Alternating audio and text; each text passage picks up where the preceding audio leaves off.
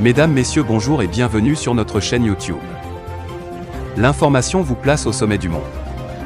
Alors, si vous êtes nouveau, abonnez-vous et cliquez aussi sur la cloche de notification pour ne plus rien manquer. On commence.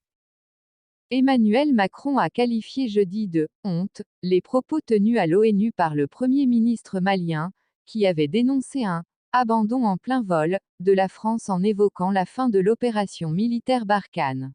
« J'ai été choqué. Ces propos sont inacceptables », a réagi le président français Emmanuel Macron, jeudi 30 septembre, à propos du discours du Premier ministre malien devant l'ONU.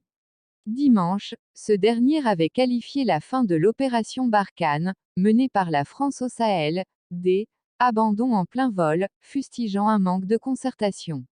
C'est une honte et ça déshonore ce qui n'est même pas un gouvernement, issu de « deux coups d'État », a déclaré le chef de l'État français, qui répondait à RFI en marge du dîner de clôture de la saison Africa 2020 à l'Élysée. « Je sais que les Maliens ne pensent pas ça », a estimé Emmanuel Macron. « Nous sommes exigeants parce que nous sommes engagés, nous voulons lutter contre le terrorisme et pour la sécurité », a-t-il ajouté. « Nous sommes là parce que l'État malien l'a demandé. Sans la France, le Mali serait dans les mains des terroristes, selon lui. Qu'ils fassent leur travail, le président français a dit attendre des dirigeants de la junte, qu'ils respectent leurs engagements, qu'en février, il y ait des élections, qu'ils arrêtent de mettre en prison les opposants politiques, qu'ils fassent leur travail, c'est-à-dire le retour de l'État, ce qu'ils ne font pas depuis des mois. Nous allons continuer les projets de développement, au Mali aux côtés de la communauté internationale.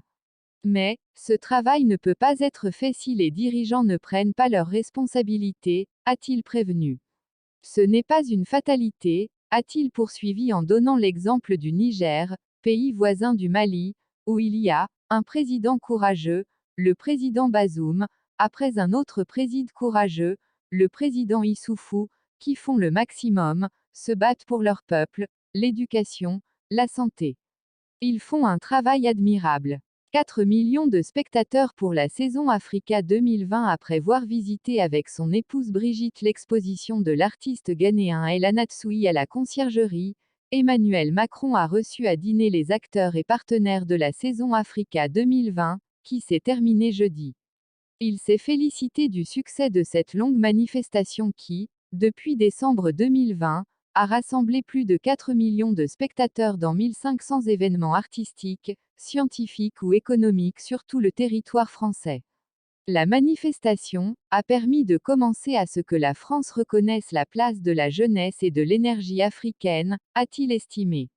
Notre rapport à l'Afrique doit passer par la jeunesse et la société civile, a-t-il ajouté alors que doit se tenir un sommet France-Afrique le 8 octobre à Montpellier, un sommet, un peu renversé, qui ne réunira pas des chefs d'État mais des représentants de la société civile africaine.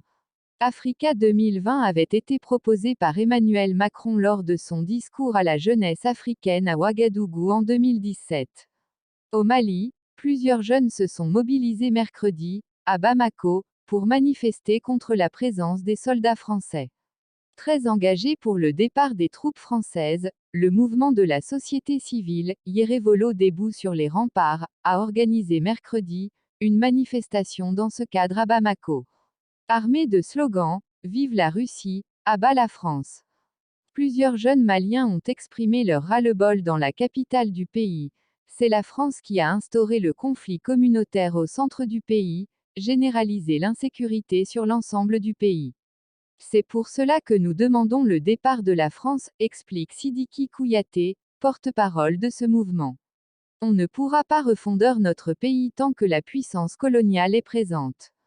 La France doit changer de méthodologie et de stratégie avec le Mali pour qu'on signe, enfin, un partenariat d'égal à égal, a-t-il conclu. Cette nouvelle manifestation intervient alors que la France a entamé le retrait progressif de ses troupes au Mali. Plusieurs ont été redéployés au Niger, pays voisin, sous l'ordre de Paris qui évoque une réorganisation de son dispositif militaire au Sahel. Parallèlement, accusant la France d'avoir abandonné en plein vol le Mali, dans un contexte de sécurité dégradant, les autorités maliennes déclarent vouloir combler le vide sécuritaire laissé par les forces de Barkhane par la signature d'un contrat, devant permettre aux paramilitaires de la société militaire privée russe, Wagner, d'intervenir